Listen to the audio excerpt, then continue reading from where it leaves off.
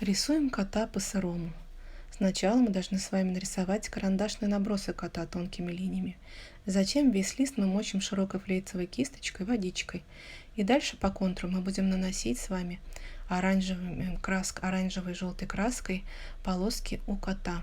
Когда мы закончим рисовать всю шерсть кота, мы перейдем на сухие места, где у нас уже можно рисовать глазки, носик и усики.